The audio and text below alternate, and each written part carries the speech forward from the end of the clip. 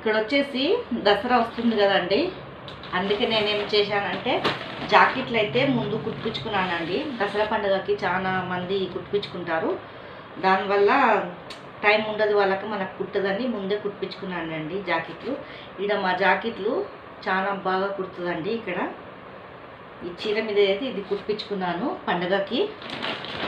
ఇక్కడ వచ్చేసి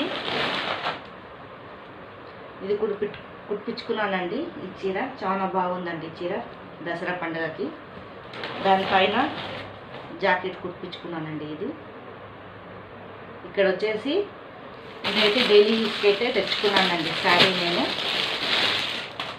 డైలీ యూస్కి అయితే శారీ తెచ్చుకున్నాను ఒకటి.